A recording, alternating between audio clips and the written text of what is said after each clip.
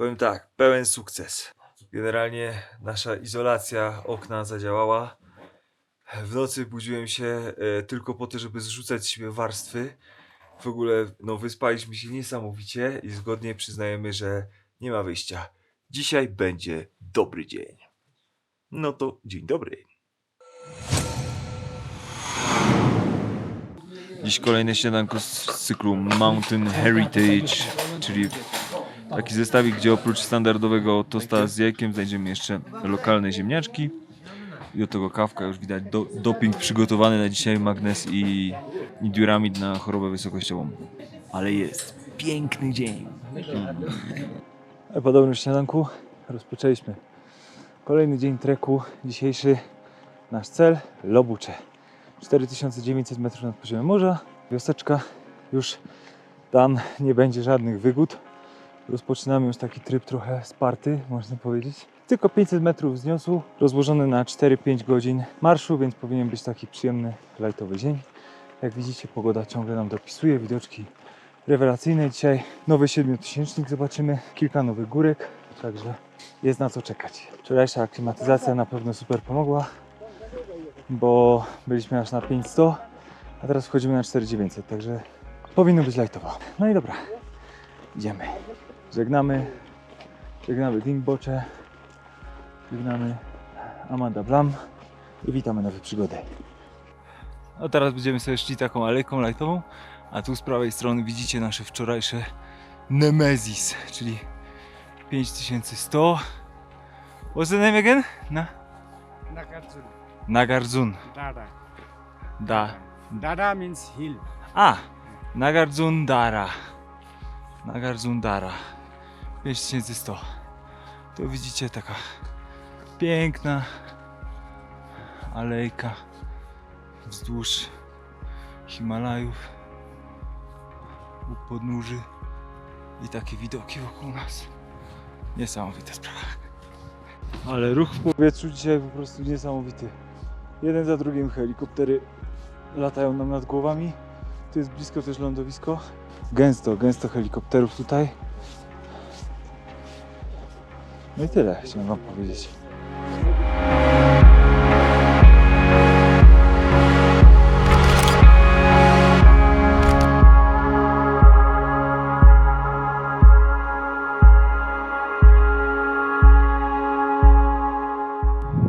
Tu przed nami Gołoborza, jak na Łysej Górze. Po co w Himalaje jeździć, jak można w Świętokrzyskie? Tylko że z tą drugą stroną może być problem. Jak się mamy? Bardzo dobrze. Przerwa z widokiem na Półmori. Dokładnie. Ten stożek, czubeczek piękny, trójkątny, który widzicie, to kolejna piękna góra, o której mówiłem wcześniej, że zobaczymy 7000 Półmori. Półmori. Ale my, ponieważ jesteśmy nadal w krainie membów z 2022 roku, to mówimy Półmori. No. Lepszego tła do vloga sobie nie można wyobrazić chyba.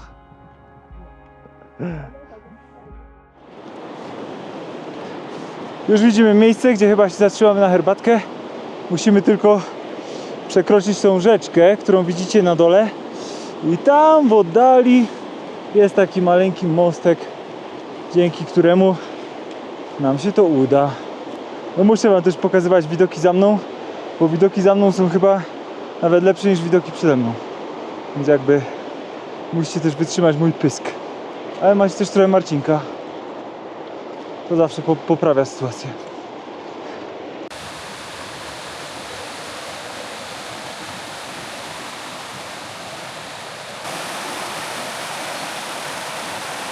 O kurde, jednak nie używamy mostku, chyba na to wychodzi.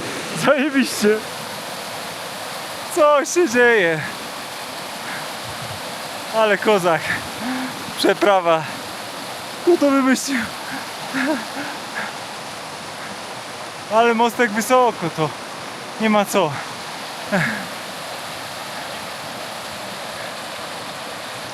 Udało ci się? No troszkę, umie troszkę wody. Dało chłop. Troszkę wody, żeby umyć buciki. Marcinek sucho, ale z pomocą. 1-1. Uznajmy za remis. No i tu widać elegancko, gdzie idziemy. Dzisiaj Lobucze, jeszcze 3 godzinki. Około noc przerwą na lunch, to tam załóżmy 4. No i nasz Everest Base Camp. 9 godzin, 9 km. Ale u nas jeszcze rozbite, więc lajtowo. Jak tam chłopaki żyjecie? Żyjemy i mamy się dobrze. Żyjemy! Polska ekipa. Przerwa na herbatkę. Czy co tam?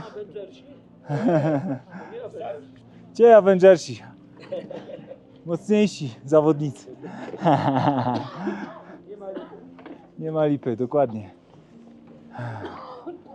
Takie okoliczności przerwy na herbatkę. Polska kompania. Elegancko. Wiedziałem, że na takiej ścianie znajdę jakąś polską wlepę. To było pewne. Jest i ona. Dotarliśmy do bardzo istotnego przystanku na naszej dzisiejszej trasie. To jest miejsce poświęcone pamięci wszystkim, którzy zginęli w Himalajach. Między innymi największy memoriał dla Szerpy. Zaraz pokażę ten pomnik dla Szerpy, który był 10 razy na Everestie i niestety zginął przy 11 podejściu. Niesamowite.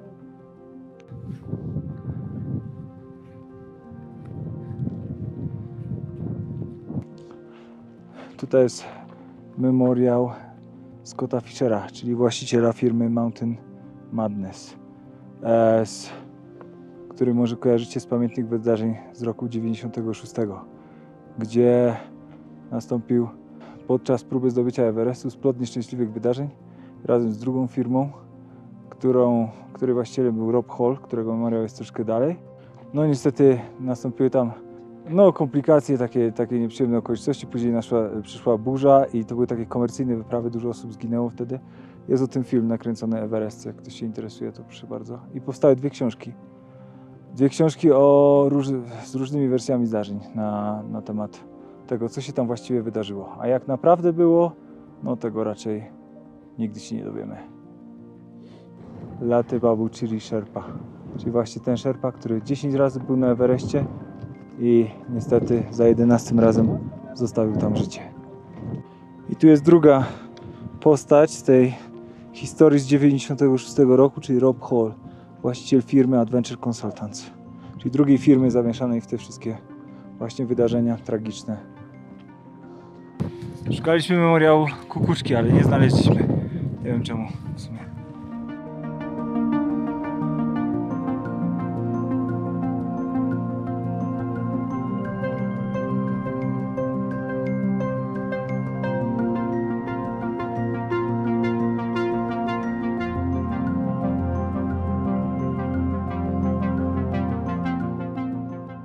Piesek.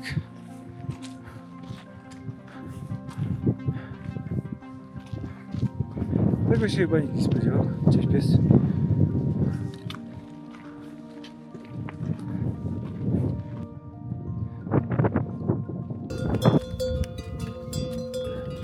No i po takim pięknym treczku, taką dolinką z niesamowitymi widoczkami. Tutaj najbardziej nam się podobał ten Pumori 7000, który jest bardzo taką kształtną górą. I dotarliśmy do Lobucze. Lobucze, czyli na dzisiaj to oznacza dla nas, że trek skończony. Pogoda jest tu przepiękna jak na razie, słońce świeci. Jest naprawdę rewelacyjnie. Koniki w oddali i nie, jest to taka nieduża miejscowość. Jest tu chyba tylko 7 guest house'ów i tak dalej. Warunki też nam się włączają takie mocno spartańskie, to znaczy prysznic to na zewnątrz zimny, także mamy jakieś nawilżane chusteczki. Trzeba się będzie ratować. Może być chłodno w nocy, zobaczymy. Ale widzę tutaj piękny potencjał na jakieś nocne zdjęcia, jak będzie szansa. Wczoraj dramat, nie było w ogóle widoczności, nie widziałem ani jednej gwiazdy, mimo że wyszedłem o takich porach, gdzie już coś się powinno dziać.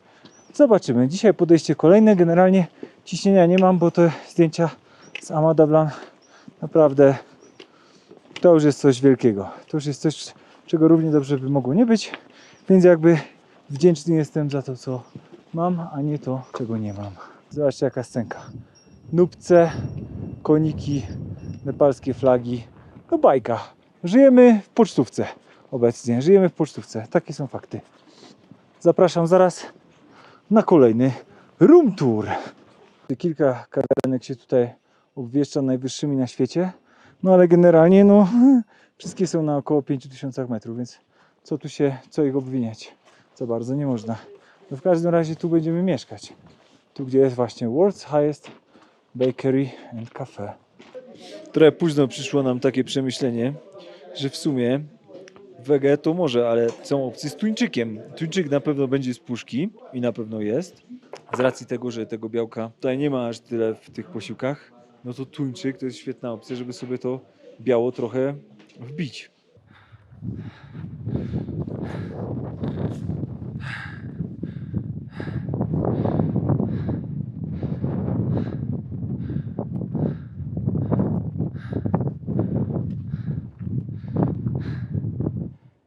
Zjedliśmy obiadek w Lobucze na prawie 5000 metrów. No i jak zwykle z Marcinkiem zaczęło nas nosić. Więc Biru pokazał nam ścieżkę i mówi: chłopaki, jak wam nie dość, to idźcie sobie popatrzeć na lodowiec, idźcie sobie popatrzeć na Basecamp. Jest szansa, że zobaczymy pierwszy raz Basecamp i ogólnie dajcie mi święty spokój, wynocha. No i tak też zrobiliśmy. Powiedział, że 25 minut, zrobiliśmy to w 15. Bez tlenu. Także Alpine Style, dokładnie. I teraz zobaczymy, co nas tu jeszcze czeka. No i dobra. Weszliśmy tutaj najwyżej jak się da, żeby widzieć najdalej jak się da. I zdaje się, że widzimy jakieś tam faktycznie namioty z tyłu. Więc zaraz zmieniam sprzęt i spróbuję wam to pokazać z teleobiektywu.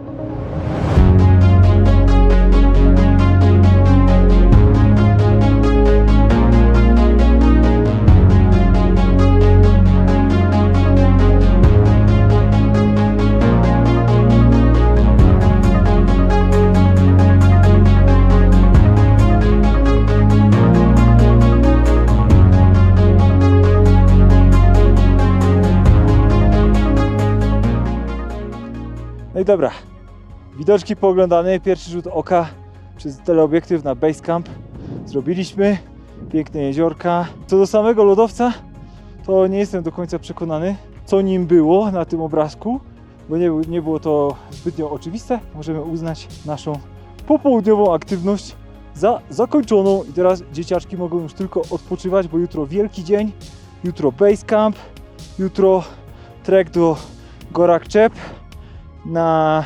W sumie będziemy w trasie jakieś 9 godzin, podejrzewam, więc troszkę. No i co? Następnego dnia Kalapatar 5 metrów nad poziomem morza i tyle. Trzeba się będzie żegnać. Trzeba będzie wracać. Powoli trzeba będzie zawijać kitę i znowu przez kilka dni mozolnie wracać do Lukli i do Katmandu. Ale czy aby na pewno? A tu znaleźliśmy lądowisko helikopterów. Jest literka H, nie wiem czy widać, ale pewnie widać. A tu już zeszliśmy sobie prawie do wioseczki, trwało to dosłownie moment. No i czas na kawkę. Uwaga, ostatni room tour. Pokój super deluxe, więc dla królewskiej pary. Proszę bardzo. Łóżko. Krzesło jest i łóżko. No i tyle. Widoczek. O, akurat się konik trafił na widoczku. Także spoko, idzie sobie tam. No i co? Tu się za widok płaci za $1 000 000. Ale jest ciepło. Od razu pierwsza obserwacja. Jest ciepło, czyli jest szansa na normalną noc. To jest bardzo dobra wiadomość na początek. Ale nie chwalmy dnia przed zachodem. Bo tutaj naprawdę zachód determinuje, czy te uszczelnienia tu wytrzymają, czy mamy tyle ubrań, żeby dokonać znowu jakichś modyfikacji i jak to w ogóle będzie wyglądało. Ale na razie jestem mile zaskoczony w sumie. Wiadomo, łazienki nie ma, w ogóle jest jakaś zimny prysznic tylko, więc jakby no chyba chusteczki nawydrzane i tyle. I też nie ma gniazdek.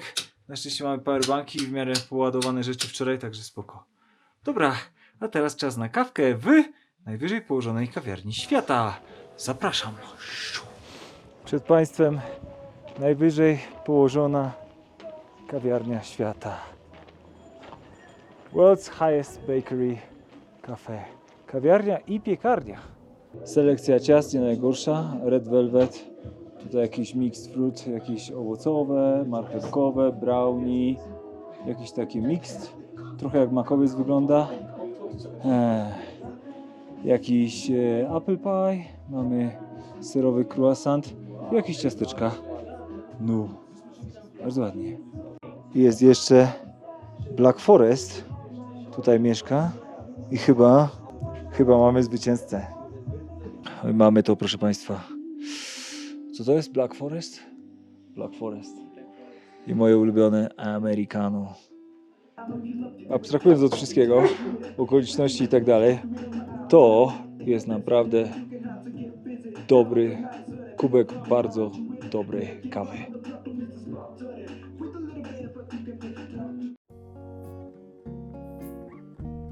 Zobaczyłem dzisiaj w menu coś, czego jeszcze nie widziałem. Nazywa się to Egg Drop Soup. I nie mam bladego pojęcia, co to jest. Spróbuję tu trochę zamieszać. Nie wiem, co jest bazą, ale w środku jest jajko jakby wbite i rozbełtane i rozmieszane. Nie zobaczymy jak w smaku. Ale ciekawe. Tutaj mamy jakiś miks makaronów z tuńczykiem, serem, sosem pomidorowym. Taki zjadliwy, trochę soli brakuje, ale działa.